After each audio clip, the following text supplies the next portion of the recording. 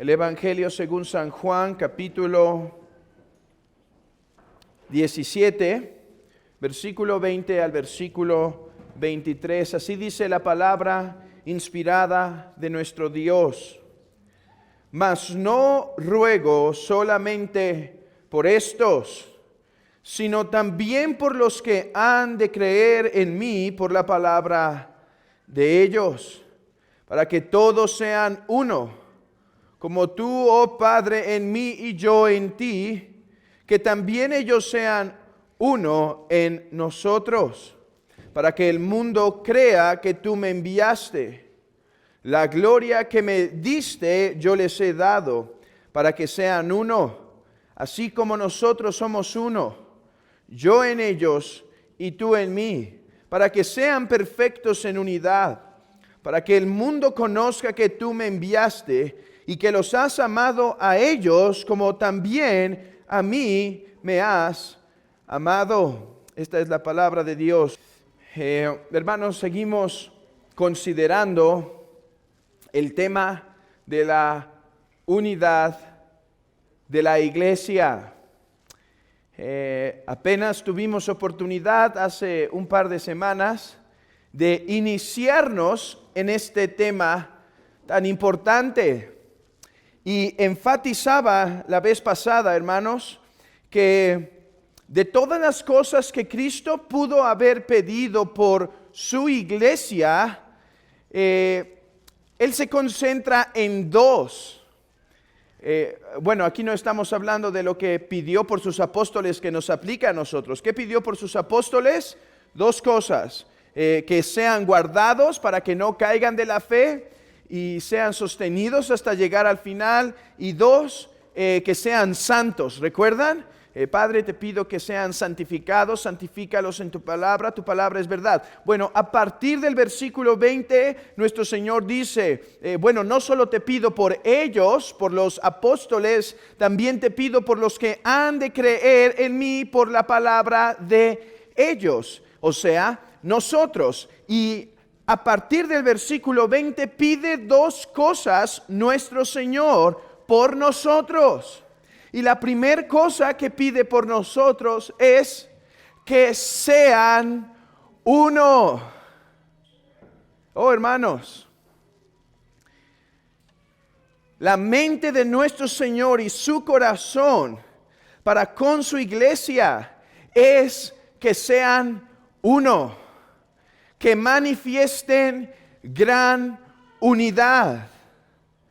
Y en la última vez pudimos considerar que esta unidad es una unidad espiritual. ¿Recuerdan lo que dijimos? Porque el texto comenta, dice, Padre, que sean uno así como tú y yo, así que cuando ellos estén en mí, Padre, que ellos sean uno.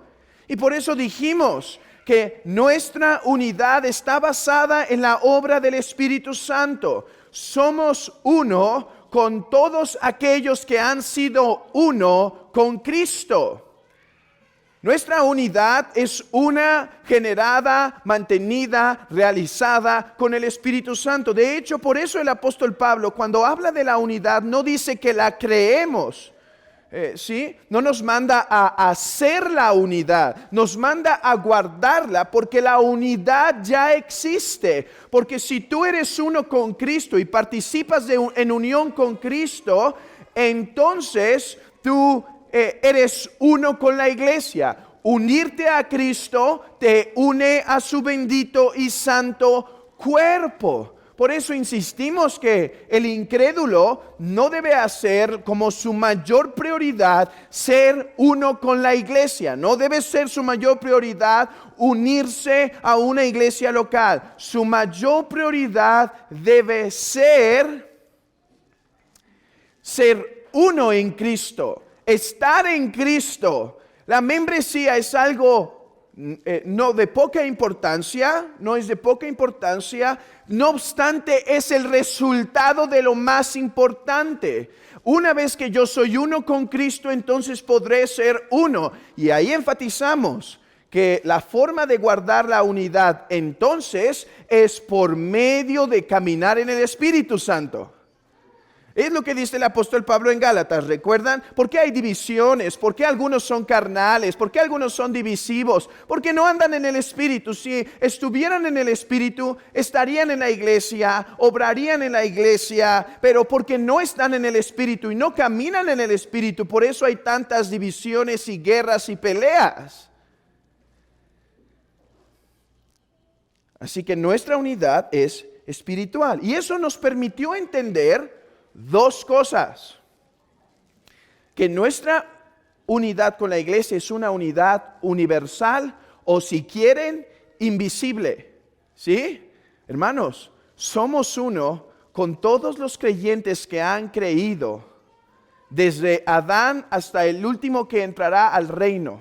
Somos uno, porque todos participamos del mismo Cristo, del mismo Salvador. Todos tenemos un Padre, el Padre de nuestro Señor Jesucristo, y todos gozamos de un mismo Espíritu. Por lo tanto, nuestra unidad es con la iglesia invisible.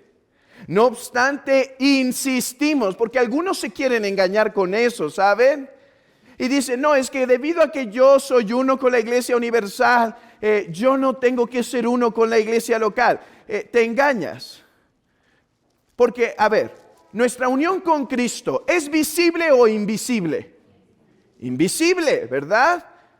Pero se hace visible por medio de los frutos, ¿cierto?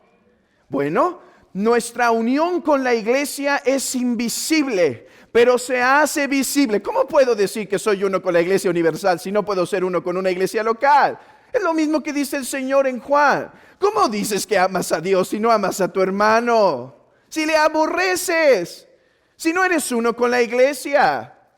Así que, hermanos, nuestra unión con la iglesia universal se refleja y debemos caminar en el Espíritu a fin de que esta iglesia local sea cada vez más una manifestación más real de la iglesia invisible. Ese es nuestro trabajo. ¿No cantamos eso? Bueno, no sé si según en mi mente lo cantamos, pero me puedo equivocar, o si no, yo lo venía cantando en mi mente en camino. Pero la petición es, Señor, haznos como la iglesia del cielo ahora. Ahora hay una iglesia en el cielo que canta al Dios Padre y al Cordero y al Espíritu Santo, quien son la bendita Trinidad, y le adoran. Y nuestra petición es, Señor, haznos como esa iglesia. De hecho, ¿saben que algunos de los principios de adoración provienen justamente de ver cómo adora la iglesia en el cielo? Adoramos y queremos ser como la iglesia unida. También es llamada la iglesia triunfante. Nosotros, la iglesia local se llama la iglesia militante y la iglesia en el cielo se llama la iglesia triunfante. Ya llegó a casa y nos esperan. Ahora estos espíritus santificados han sido librados de todo pecado, de toda envidia, de todo orgullo, de todo mal pensamiento, y por lo tanto en la bendita adoración que ofrecen son uno y viven en esta perfecta unidad. Pero nosotros todavía luchamos con nuestra mente, nuestro corazón, nuestro orgullo, tener una alta estima de nosotros, pensar demasiado en nosotros, y eso produce divisiones, y eso produce fracturas, y eso produce que vea feo a mi hermano, y eso produce la falta de sometimiento en la iglesia local. Y por lo tanto necesitamos ser llenos del Espíritu Santo a fin de poder caminar. Eso es lo que dice Pablo, y me estoy tardando demasiado en nuestro resumen, pero es necesario. Es necesario, hermanos, porque la unidad en la iglesia no se forja por medio de tener cámaras que vigilen que no estamos murmurando y chismeando, ¿sí? Se hace por ser llenos del Espíritu Santo. ¿Quieres ser uno y quieres librar tus luchas con tu hermano y ser cada vez más íntegro con tu iglesia y demás? Esfuérzate por tener una comunión sólida con Dios. Crecer en tu llenura del Espíritu Santo, y entonces podrás perdonar las ofensas. Hermanos, es que todavía nos ofendemos muchas veces unos a otros. Pero así podremos caminar. ¿Cómo aprenderemos a someternos? ¿Saben, hermanos? Eso es algo difícil sin andar en el Espíritu. ¿Quieren ver que sí? Pregúntenle a una mamá que tiene 3 semanas sin leer y orar, que espero que no sea el caso. Pregúntenle si no es difícil someterse a su marido. Pregúntenle al esposo que tiene que someterse a su autoridad en el trabajo, que tiene 1 semana sin leer y orar, si no es difícil soportar y aguantar muchas veces. Pregunten, hermanos, en la iglesia somos llamados a someternos unos a otros, a escucharnos unos a otros. Y la iglesia además tiene un orden, donde hay pastores que gobiernan la iglesia, que colaboran y trabajan juntos con un cuerpo diaconal, y los pastores buscan someterse entre ellos mismos, y la iglesia tiene la responsabilidad de someterse cuando es algo bíblico, al menos que sea antibíblico, pero si es algo bíblico, y caminar en obediencia. Pero es algo que no se puede hacer si no está uno lleno del Espíritu Santo. Pero hablaré de esto más abundantemente en otra ocasión. Hoy, habiendo hecho este breve resumen, me gustaría enfocarme en un aspecto esencial de la unidad. Y es este, hermanos: nuestra unidad en la iglesia debe ser en la verdad. Miren lo que dijo Jerónimo: maldita sea la paz que se olvida de la verdad. Paz o unidad en la iglesia sin verdad es falsa paz. Es más, déjenme ser muy claros: es una paz que no es del Espíritu Santo. Es una paz quizá en la carne del hombre, en el esfuerzo del hombre, en las maquinaciones manipuladoras de liderazgo, si se quiere, pero no es una paz del Espíritu Santo.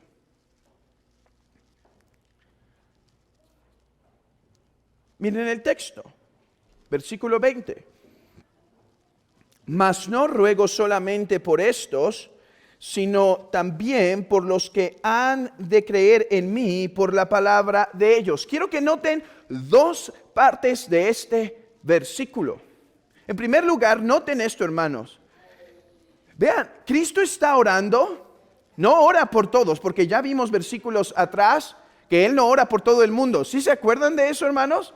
Dice: no ruego por todo el mundo, solo ruego por los que me diste, Padre. Y ahora repite algo semejante, pero hace una clara distinción. Dice: Padre, te ruego por los que han de creer en mí. La unidad de la iglesia debe estar basada y fundamentada en la persona de Cristo. Dice: han de creer en mí por la palabra de ellos. No solo creer en un Cristo, no, en el Cristo de la predicación de los apóstoles. Dice: por ellos te ruego que sean uno. No te ruego que sean uno si ellos no creen en mí. No te ruego que sean uno si ellos no creen en mí por el mensaje de los apóstoles. Si creen en mí por el mensaje de falsos apóstoles, no te pido que sean uno. Es más, te pido que se separen. Nuestra unidad está basada, gira alrededor de la persona y obra de Cristo. Somos uno al contemplar todos a Cristo. Hermanos, enfaticemos entonces en primer lugar esto: nuestra unidad como iglesia.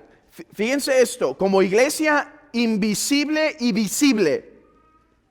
Nuestra unidad como iglesia invisible. ¿Cuál es la iglesia invisible, hermanos? Porque todos nosotros pertenecemos a la iglesia de Cristo, ¿ok? La iglesia visible, nuestra iglesia local, ¿sí? Bueno, hablando en esos 2 parámetros, entendamos esto. Nuestra unidad está fundamentada en la persona de Cristo. Los apóstoles no podían tener y no debían tener unidad, por ejemplo, con los fariseos. Los fariseos negaban que Jesucristo era verdadero Dios de verdadero Dios. Ellos negaban que Él era de la misma esencia del Padre. Ellos negaban que el Hijo era el amado enviado del Padre y que venía a salvarlos. Así que debemos entender que nuestra unidad debe estar fundada en la doctrina de quién es Cristo. Por eso dice el apóstol Juan, escuchen con qué claridad dice esto. Dice, en esto conoced el Espíritu de Dios. O sea, en esto conozcan que ellos tienen el Espíritu Santo. Todo espíritu que confiesa que Jesucristo ha venido en carne es de Dios. Y todo espíritu que confiesa que Jesucristo ha venido que no confiesa que Jesucristo ha venido en carne, no es de Dios. Y este es el espíritu del anticristo, el cual vosotros habéis oído que viene y que ahora ya está en el mundo. El apóstol Juan nos dice dos cosas que son esenciales para tener unidad con la iglesia. Es que debemos creer lo que Jesucristo es. Jesucristo es verdadero Dios. Por eso dice, todo el espíritu que confiesa que Jesucristo ha venido, o sea, no salió simplemente de la tierra. No es simplemente el hijo de un hombre, no. Él ha venido del cielo, es verdadero Dios de verdadero Dios. Pero además dice otra cosa, y que ha venido en carne. Es que el apóstol Juan estaba lidiando con un problema que la iglesia, con el cual la iglesia tendría problemas durante mucho tiempo. Se llama el problema del gnosticismo. Y ese problema del gnosticismo es algo bastante complejo y complicado.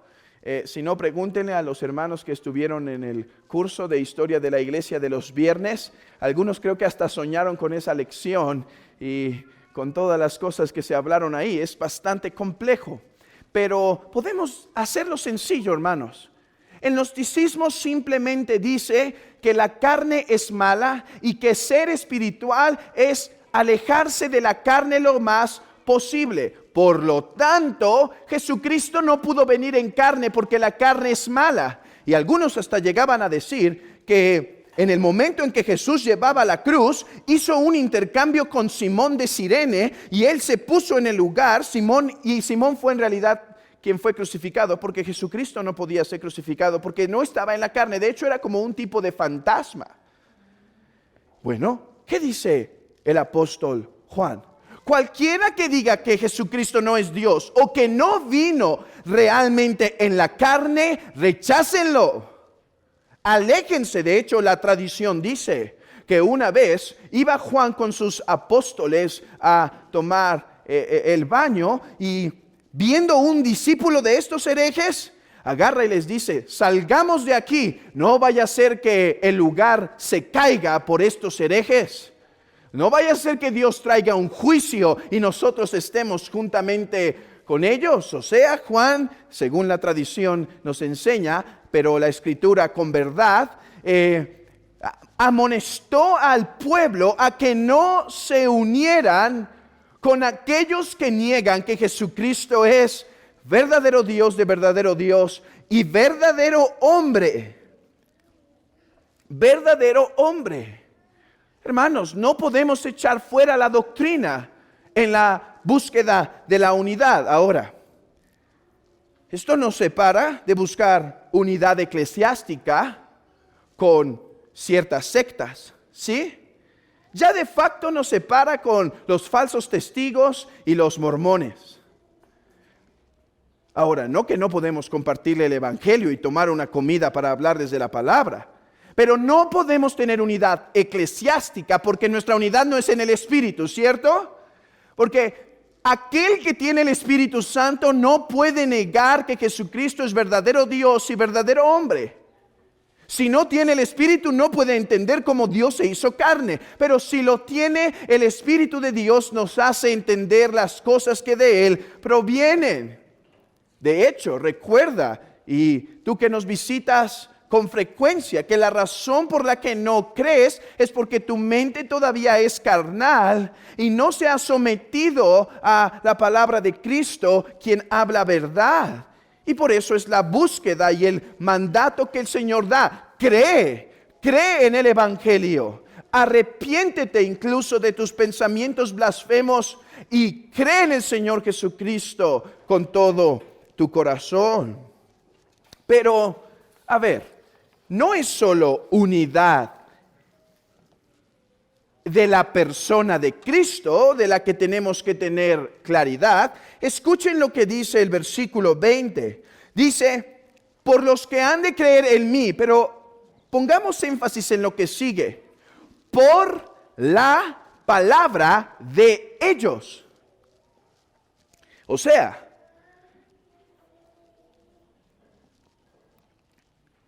la unidad de aquellos por los que Jesús ora está basada, déjenme usar esta palabra un poco difícil y la voy a explicar de inmediato. La unidad de aquellos que creían en Cristo está basada en el querigma de los apóstoles. ¿Qué es esta palabra querigma? La palabra querigma simplemente quiere decir mensaje y predicación. Quiere decir un tipo de predicación. A ver, hubo muchos predicadores en el tiempo de los apóstoles. Había varios ambulantes que enseñaban falsedades. No obstante, los apóstoles tenían un querigma en particular, o sea, una predicación que tenía ciertos elementos esenciales. No es solo con el que cree que Jesús existió, no es solo con el que piensa algo de Jesús, sino nuestra unidad está basada con aquellos que creen el mismo mensaje de los apóstoles. Abran sus Biblias en Juan capítulo 6. Quiero refrescar sus mentes con este ejemplo que vimos hace ya unos meses. En Juan 6, en el versículo 53,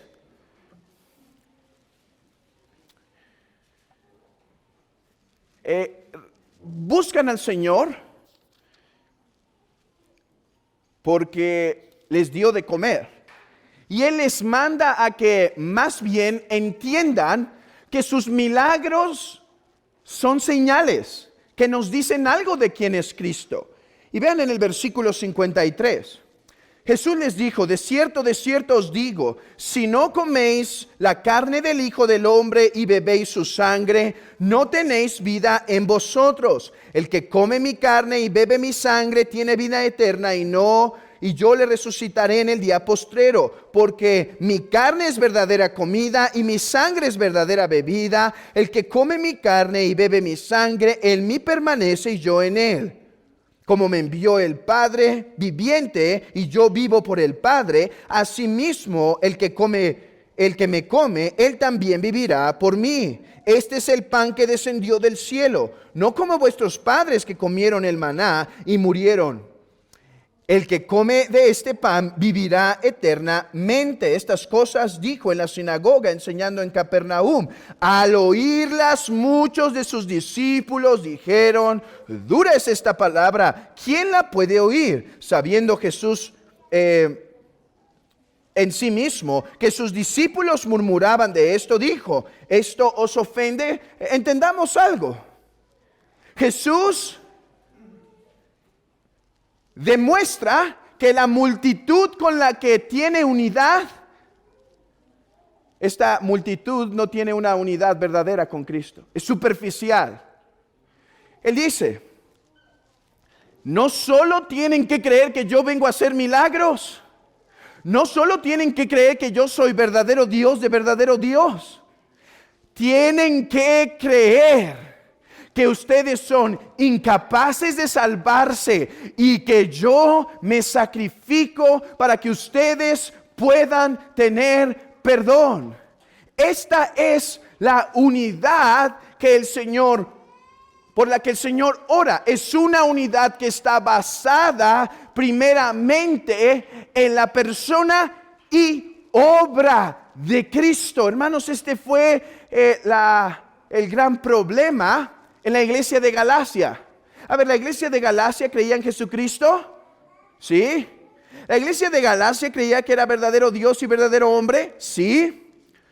Pero la iglesia de Galacia creía en un evangelio diluido. Creía en un evangelio deficiente. Un evangelio al cual es necesario añadir obras. Y él dice, incluso si un ángel baja a proclamar ese evangelio, téngalo, ciérrenle la puerta. Hermanos, dice más fuerte incluso, dice, ténganlo por anatema. ¿Qué es esto? Por uno que está destinado a ser condenado.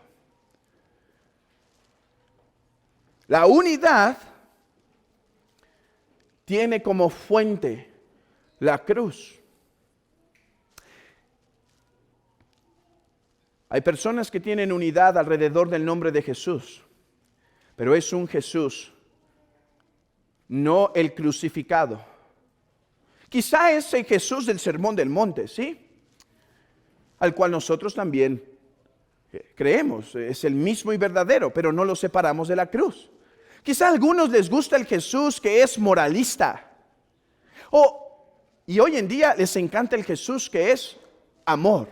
Hermanos, ¿creemos que Jesús enseñaba moral? Sí. ¿Creemos que era amor? Sí. Pero creemos que su propósito principal en la tierra era morir en la cruz.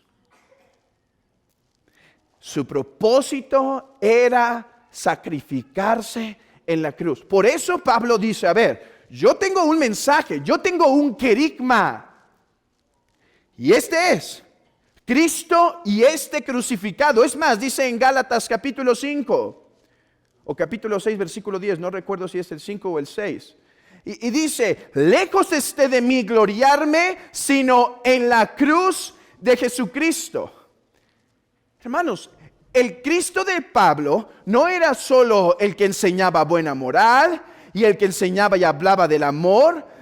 El Cristo de Pablo era aquel que se contemplaba primeramente por medio de la cruz. Así que aquellos que no descansan en la suficiencia de la cruz no tienen unidad con la iglesia universal y por lo tanto no pueden tener unidad con la iglesia local. Bueno, me voy a meter entonces en un poco de problema con ustedes. Hermanos, ¿qué hacemos con la iglesia católica romana? A ver, la iglesia católica romana tiene una doctrina de la Trinidad bastante buena. Bueno, déjenme continuar y ahorita aclaro esto. Tiene una doctrina de Cristo muy buena. Ellos confiesan junto con nosotros tanto el concilio de Nicea de Constantinopla del 381, así como el concilio de Calcedonia del siglo V.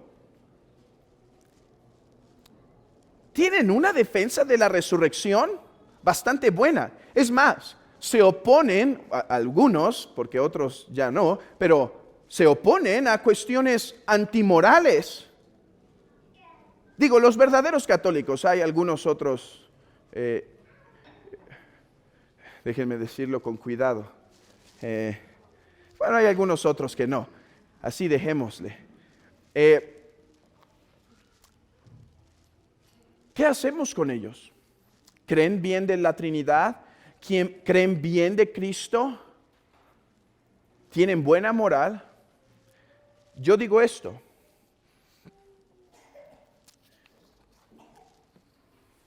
La Iglesia Católica Romana no tiene unidad con la verdadera Iglesia de Cristo, porque confiesa un Cristo insuficiente y está bajo el anatema de Dios, a menos que se arrepientan y crean. Estoy hablando de la iglesia. Si tú me preguntas, pero hermano, ¿no crees que dentro de ahí pueda haber iglesias o algunos creyentes? Puede haber. Yo no digo que no, estoy hablando como iglesia. Ahora, y esto va a ser muy importante, ¿cuándo nació la Iglesia Católica Romana? Por favor, no me digan que con Pedro, por favor, no me digan eso, hermanos, porque me van a poner bien triste.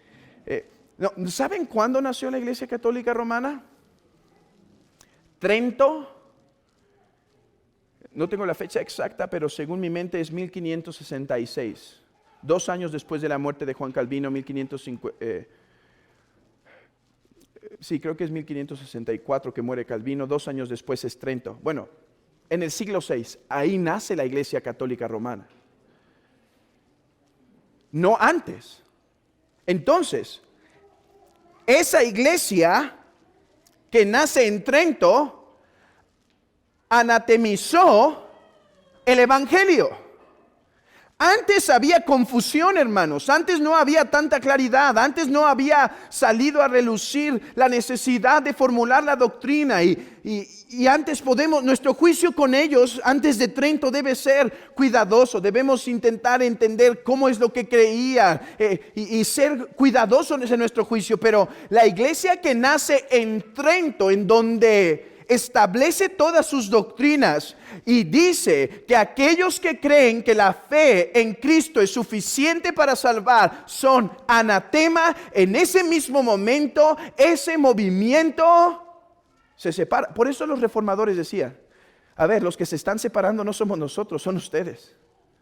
Nosotros somos uno con la iglesia, pero ustedes son los que están estableciendo cosas que no ha creído la iglesia. Así que, hermanos, sé que este tema es polémico y algunos, incluso cristianos reformados, quieren aquí ser bien laxos, ¿sí? Sí, no, pero creen en la Trinidad y en Cristo, son nuestros hermanos. A ver, si alguien no abraza a Cristo y a este crucificado como su único y suficiente Salvador, sino que añade obras, yo no, sino Pablo dice que sea anatema el tal. Que sea anatema. Por eso dijo Martin Lloyd-Jones. ¿Saben que Martin Lloyd-Jones, este predicador, tuvo grandes problemas con el tema de la unidad? Porque en su tiempo estaba floreciendo el ecumenismo con toda su fuerza. Y los evangélicos, los cristianos, querían hacer el mayor esfuerzo por unirse. No hay que ser tan peleoneros, ¿no? Hay que ser más amables. Y entonces, miren lo que dice, porque dio varios sermones de esto. Dice, la unidad cristiana está basada en el conocimiento y la afirmación de la doctrina verdadera. Y continúa, de modo que si alguno viene a ti y te dice, no importa mucho lo que crees si nos llamamos cristianos, o creemos en Dios en algún sentido igual, trabajemos juntos como iglesia, les debemos responder. Pero estimado Señor, ¿qué me dice de los capítulos 1 al 3 de la epístola a los Efesios? Es que él estaba predicando Efesios. Si llega el capítulo 4 y dice guarden la unidad, pero dice ¿cuál unidad? Pues la que se predicó en el capítulo 1, 2 y 3 de Efesios, en donde expone que Cristo es verdadero Dios y verdadero hombre, y además es el que vino a morir por causa nuestra. Hermanos, nuestra doctrina, por lo tanto, nos separa. Antes de unirnos, o al mismo tiempo si quieren, pero nos separa. Pero nos separa de quien nos tiene que separar. Nos separa de los herejes. Nos separa de los que están desviados en la doctrina. Y de ellos, claros que queremos estar separados eclesiásticamente. A ver, hermanos, no estoy diciendo que no podemos comer, tener una conversación, compartirles el evangelio. No estoy diciendo que si tu esposo está católico, entonces ya te vas a ir al otro cuarto, hermana. No estoy diciendo nada de eso. Estoy hablando eclesiásticamente, ¿sí? Eclesiásticamente. No socialmente o familiarmente, en donde ni siquiera puedo saludar a uno. No, estoy hablando eclesiásticamente. Bueno, nos separa de los que no creen en Cristo, pero al mismo tiempo nos une. Hermanos, y déjenme decirles lo que ahora hay en el cielo y lo que habrá más adelante cuando nosotros estemos con ellos. Escuchen, y cantaban un cántico nuevo diciendo: digno eres de tomar el libro y de abrir los sellos, porque tú fuiste inmolado y con tu sangre nos compraste para Dios a gente de toda tribu, lengua, pueblo y nación. Y los has hecho un reino y sacerdotes para nuestro Dios, y reinarán sobre la tierra. Y miré y oí la voz de muchos ángeles alrededor del trono, y de los seres vivientes, y de los ancianos, y el número de ellos era miriadas de miriadas, y millares de millares, que decían a gran voz: el Cordero que fue inmolado, digno es de recibir poder, la riqueza, la sabiduría, la fortaleza, el honor, la gloria y la alabanza. Ok, si nos separamos de los que tienen un diferente evangelio, pero hermanos, esto nos une con la verdadera iglesia, con la que hemos de querer estar unidos. Y esta es la iglesia universal, hermanos. Por causa del pecado y el error, visiblemente hoy no se manifiesta la unidad que habrá en el cielo. Pero en el cielo, hermanos, todos tendremos una misma doctrina y un mismo cántico. Incluso hoy en día. Porque, hermanos, tenemos hermanos arminianos. ¿Sí? Sí creen, ¿verdad? No porque tengan un punto de doctrina o varios puntos de doctrina mal, no son hermanos, ¿cierto? Bueno, tenemos hermanos, ¿qué tal? Pentecostales. ¿Sí? Hermanos, con los cuales quizá no podemos ser uno localmente por causa del error y las diferencias, que ni siquiera estamos llamados a ser visiblemente unos ahora. Pero hermanos, en confesión, tengo más unidad incluso con ellos que con cualquier otra persona que no confiesa a Cristo. Como digo, por causa del error y el pecado, hay estas diferencias. ¿Quién erró? Bueno, nosotros pensamos que ellos. Y ellos piensan que nosotros, ¿sí? Es que sí, compartimos eso también. En eso también somos uno. Pero hermanos, somos uno con ellos porque tienen el mismo Cristo y el mismo Salvador. No debemos ser poco sabios e intentar unirnos localmente, por lo tanto, y hacer una iglesia unida. Eso no existe, hermanos. Por eso Pablo dice a la iglesia de acá, a la iglesia de acá, a la iglesia de acá, a la iglesia que está acá, a la iglesia que se reúne aquí. Porque no hay un plan de todos reunirnos, y al tener diferentes culturas y cada uno sus idiosincrasias y cada uno su tradición teológica, vamos a tener diferencias y no debemos cometer el error de intentar unirnos porque va a terminar en mayor división y error. Pero espiritualmente somos uno. Espiritualmente somos uno con ellos. Por eso dice el apóstol Juan, y él es la propiciación por nuestros pecados, y no solamente por los nuestros, sino también por los de todo el mundo. Algunos enseñan con esto que entonces Juan estaba hablando de una expiación universal. No creo que es lo que está diciendo, pero lo que sí está diciendo es que la iglesia a la que escribe Juan no es la única que participa del perdón de los pecados de Cristo. Hay una iglesia esparcida. Hay una iglesia en todo el mundo, y hermanos, con ellos somos uno en el Espíritu. Y hemos de tener, hermanos, siempre cuidado en cómo nos referimos, incluso cuando criticamos el error. El error debe ser criticado, pero creo que esto debe darnos un corazón pacífico, amable. Ecumenismo, nada de eso, hermanos, ¿sí? Nada de eso.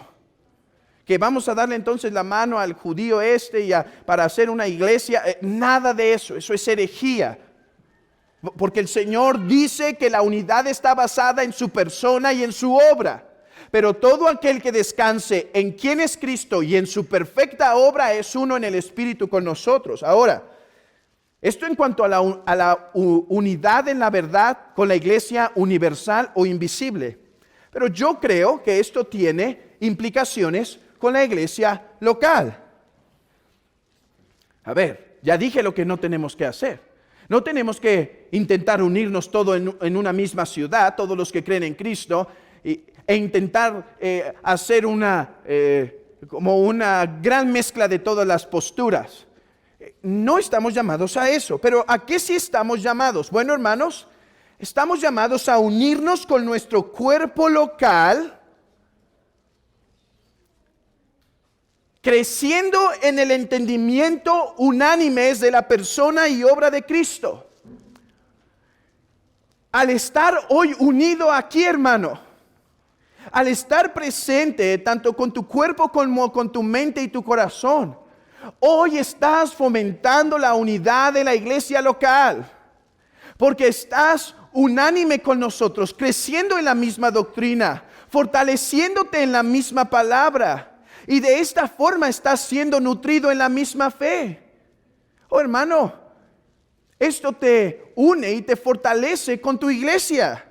Por el contrario, apartarnos de la predicación constante de la palabra, apartarnos de la doctrina que se enseña de aquí por medio de la predicación y de la enseñanza, es ir en contra de la unidad. Y no es por eso que de repente encontramos a alguien extraviado en doctrinas esenciales, pero se tiene claridad. ¿Por qué? Porque no está unido con la iglesia local. 2, manifestamos la unidad no solo al estar congregados aquí para escuchar la palabra, pero al mismo tiempo para celebrar la Santa Cena. Oh, hermanos, precioso símbolo de la unidad de la iglesia. ¿No es cierto? ¿No decimos con esto? A ver, no solo tengo un Salvador, tengo un hermano. Porque el que está a mi lado, que también come del pan y del vino, es uno con Cristo. Y hoy manifestamos nuestra unidad local. Por eso aquel que tiene divisiones con su hermano no debe participar de la cena del Señor. Porque el que come indignamente sin discernir el cuerpo de Cristo, juicio come y bebe para sí. Pero hermanos, cuando caminamos en la santidad y buscamos avanzar en la vida cristiana, incluso con nuestras fallas, y nos acercamos a la mesa del Señor, hoy manifestamos que somos uno, hermano. Hoy guardamos la unidad cuando incluso me pongo a cuentas con mi hermano para poder celebrar la Santa Cena. ¿Pueden ver qué forma tan práctica y sencilla guardamos la unidad? Al estar todos escuchando la misma palabra, al celebrar la cena, la cual me mueve a buscar el perdón de mi hermano si le ofendí, o a avisar a mi hermano que me ofendió. Pero también guardamos la unidad en la verdad en la iglesia local cuando defendemos y predicamos la verdad. Porque no solo desde el púlpito se debe hacer esto. Cuando repelemos a aquellos que creen falsamente y los reprendemos, porque entre nosotros ha habido personas que no creen lo esencial de Cristo y queriendo hacer daño con su doctrina han sido confrontados, han sido advertidos en cuanto a su error doctrinal. De esa forma guardamos la unidad y somos llamados a hacerla, hermanos, a hacerlo. A defender la doctrina de todo aquel que demande razón de la esperanza que hay en nosotros. Pero hay otra forma en la que podemos crecer en la unidad, y es creciendo unánimes, no solo por medio de la predicación, sino aprovechando, hermanos, todo medio de enseñanza para crecer en el cuerpo de Cristo. ¿Saben? Aquí se dan diversas lecciones para la iglesia. Hay algunas que son más para el seminario, no estoy hablando de eso, aunque si quieren venir son bienvenidos, pero estoy hablando de todo lo que se da para la iglesia. Ese domingo caluroso de las 6 de la tarde, ese viernes esporádico de piedad en el hogar y otras cuestiones, ese material que se suele dar, Hermanos, nos volvemos uno también cuando participamos de ese material y nos estamos alimentando unánimes. Incluso cuando venimos en la oración a clamar por la verdad. Y nos volvemos uno en el Espíritu, teniendo una misma pasión, teniendo una misma doctrina, gozando de un mismo Espíritu. Crecemos en unidad cuando la predicamos juntos, ¿saben? No es extraño ver que quizá un grupo unido es el de evangelismo, porque al salir todos a proclamar lo mismo y enfrentarse a los mismos problemas y ayudarse en las mismas circunstancias, se hacen uno. Hermano, ¿quieres fortalecer la unidad de tu iglesia local? Sal a predicar de vez en cuando con estos hermanos que sábado tras sábado y lunes tras lunes y martes tras martes van a predicar. Únete a esto. Tú que puedes, hay hermanas que quizá no van a poder, y yo les digo, hermanas, únanse cuando ellos están predicando, pónganse en oración en ese tiempo. Por eso los hermanos avisan, hermanos, estamos a punto de entrar, oren, y seamos uno, y de esta forma, por el Espíritu Santo nos volvemos. ¿Quieres guardar y crecer la unidad en tu iglesia? ¿Quieres crecer en tu relación y amor con los hermanos? Únete a las mismas batallas. Pues claro que algunos se llegan a quejar, es que como que a veces me siento lejos y separado, como si no me juntan. No, no es que no te juntan, es que no te juntas. Únete, sal a proclamar la verdad. Otra forma de fortalecer la unidad entre nosotros es buscando tener conversación espiritual y doctrinal. Oh, hermanos, es cierto, a veces tenemos que hablar del aguacate malo que nos salió ayer mientras comíamos, ¿sí? Suele ser esa plática, pero hermanos, hemos de hacerlo intencionalmente.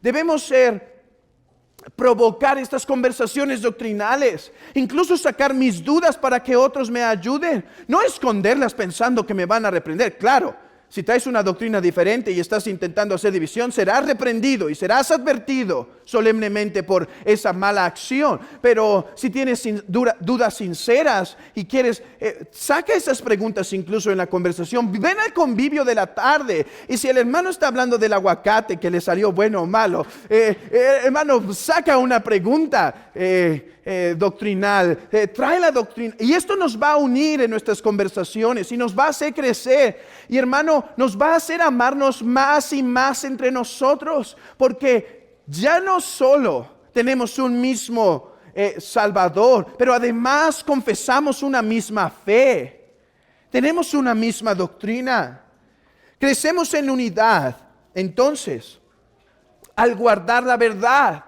incluso al preferir el orden y lo que es correcto en la iglesia. ¿Saben, hermanos? Hay un orden en la iglesia local. Y miren lo que dijo Anthony Burgess respecto a este punto. Unidad es aquella que guarda el orden y la distinción en lo que Dios ha establecido. Unidad es cuando caminamos en la verdad, hermanos. Y cuando caminamos en lo que es justo. Incluso cuando la iglesia tiene que tomar alguna decisión difícil, pero es de acuerdo a la verdad, caminamos en esa unidad, nos unimos de esta forma y así guardamos, hermanos, la unidad de la iglesia local.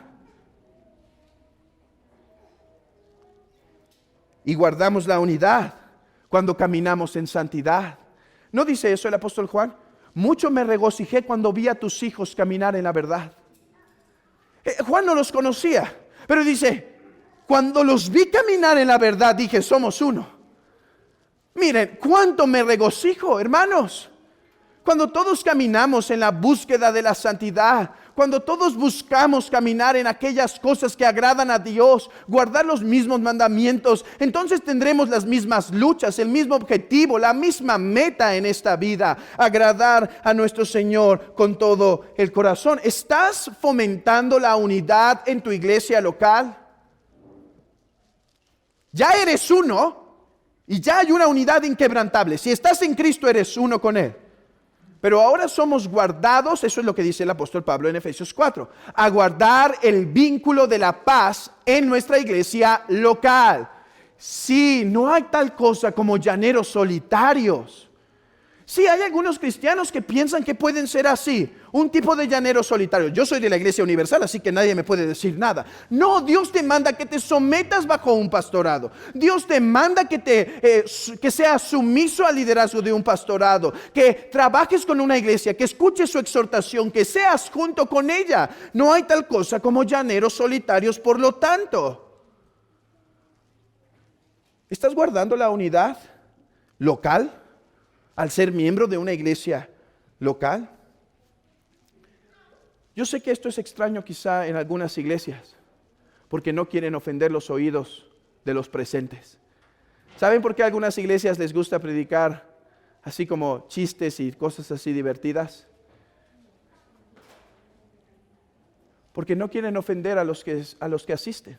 Y si tú les hablas de compromiso, de ser miembros, y luego vienen a nosotros y nos dicen, oye, nunca había escuchado de la membresía de la iglesia. Pero no es nuestra culpa, nosotros no lo inventamos. Es la culpa de la iglesia de la que vienes. Porque la iglesia no habla de llaneros solitarios, habla de cristianos comprometidos con una iglesia local. ¿Guardas la unidad de esta iglesia? ¿Escuchas con atención la palabra? ¿Buscas estar en la mayoría de los estudios para crecer unánimes con el Señor?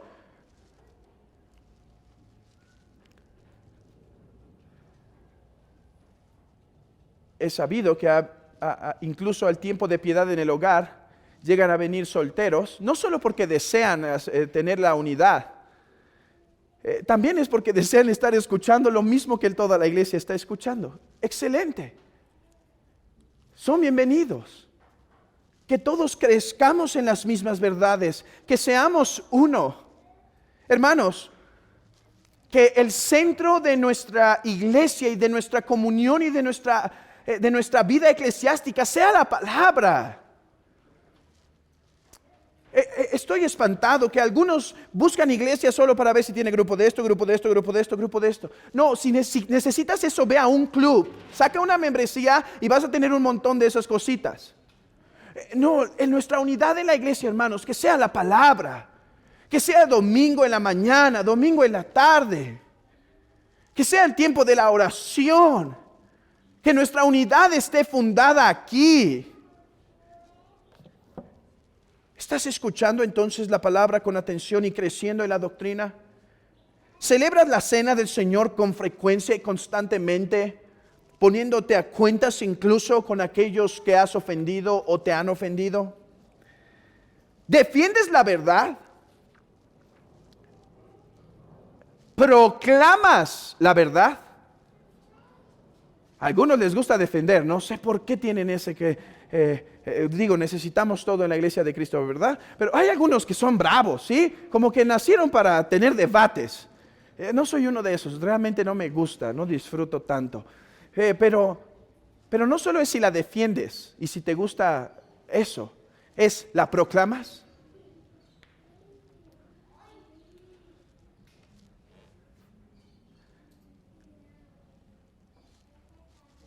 ¿Asistes al evangelismo cuando puedes?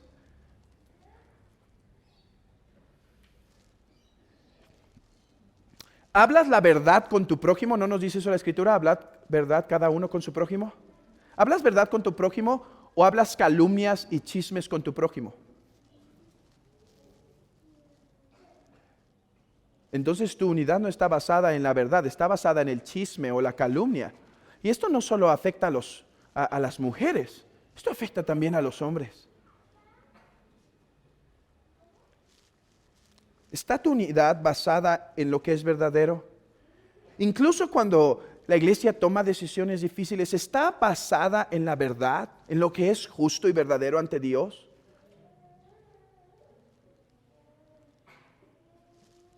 ¿Está basada en la verdad cuando te sometes al orden establecido por Dios en la iglesia? Hay un orden.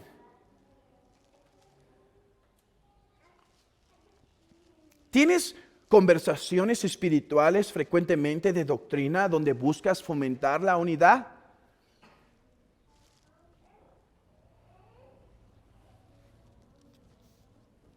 Hermanos,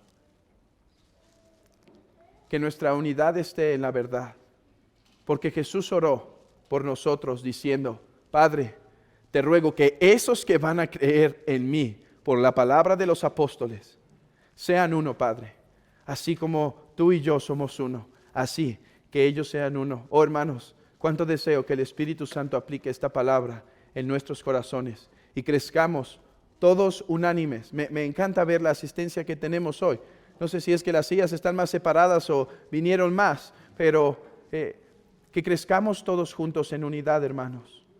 Que aprendamos a tener como unidad la verdad. Que Cristo sea el fundamento de nuestra unidad. Que esa preciosa cruz. Y entonces que seamos una iglesia unida, no unida por maquinaciones carnales. Eso no sirve. No por el temor. Creo que debe haber un temor a Dios para guardar la unidad, pero no un temor esclavizante. Tenemos que tener libertad en la iglesia, disfrutar de la iglesia y no con temor que me aplaste. Bueno, hermanos, si caminas en la verdad y delante de Dios, tienes esta libertad. Hermano, que seamos uno. Amigo, ¿qué te diré a ti? Te tengo que decir que mientras estés en esta iglesia, seas cuidadoso de nunca ser usado por Satanás para promover la división o la falsedad, porque serás amonestado amablemente, pero yo sé que no hay esa intención. Entonces tengo otra palabra para ti.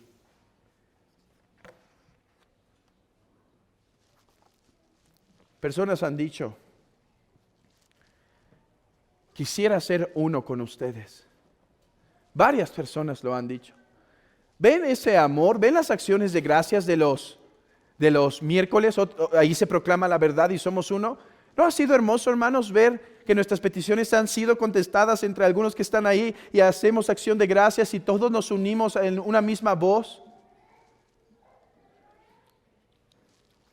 Y algunos al ver eso han dicho, quisiera ser uno con ustedes. Bueno, déjame te digo esto. Primero ten el mismo Señor y Salvador, y entonces lo otro es la consecuencia.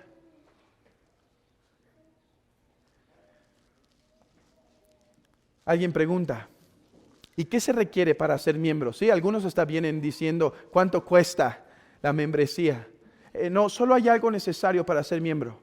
Que quiera ser pastoreado en esta iglesia y cuidado y protegido en esta iglesia, pero aquí está lo otro y lo más importante. Que tengas un Señor y Salvador común a nosotros, Jesucristo.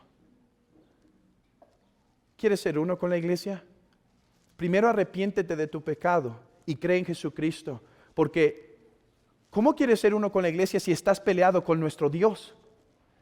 ¿Sabes que nuestro Dios te rechaza? Sí, el Dios que te creó, no es nuestro nada más, es el Dios del cielo y de la tierra, pero dice que tus pecados hacen división con Él. Para ser uno con la iglesia, primero tienes que ser uno en Cristo, para que puedas ser reconciliado con el Padre de nuestro Señor Jesucristo. Cree en el Señor Jesucristo y serás salvo. Arrepiéntete de tus pecados y entonces la unidad con la iglesia será la consecuencia necesaria. Pero no busques pertenecer primero a la iglesia si no estás en Cristo verdaderamente. Mis amados hermanos, que el Señor aplique, nos confronte con esta palabra y nos haga guardar la unidad en la verdad. Amén.